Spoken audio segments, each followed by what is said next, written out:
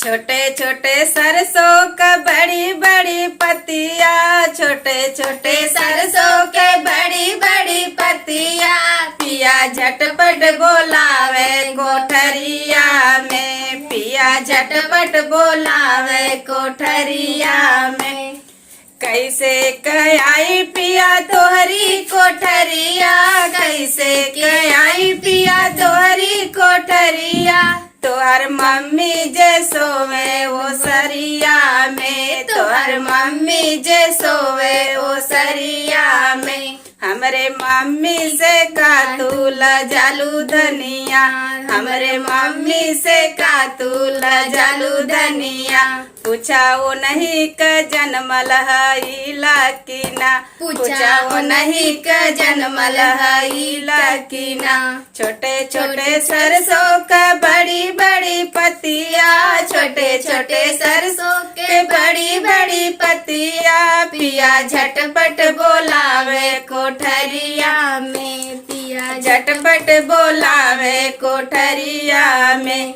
कैसे कयाई पिया तोहरी कोठरिया, कैसे कयाई पिया तोहरी कोठरिया, तोहर भाभी जे सोवे दलनिया में, तोहर भाभी जे सोवे दलनिया में।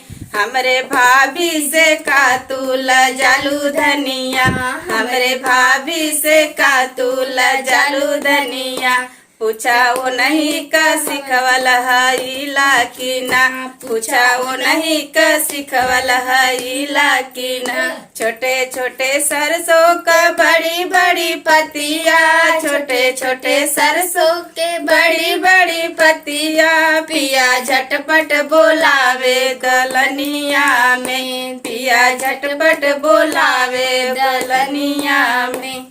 कैसे कयाई पिया तोहरी कोठरिया, कैसे कयाई पिया तोहरी कोठरिया, तोहर बहिना जे सोवे दलनिया में, तोहर बहिना जे सोवे दलनिया में। हमरे बहिना से का तू लजालू धनिया, हमरे बहिना से का तू लजालू धनिया, पूछा वो नहीं का भैया हैला की ना, पूछा वो नहीं के भैया हैला की ना।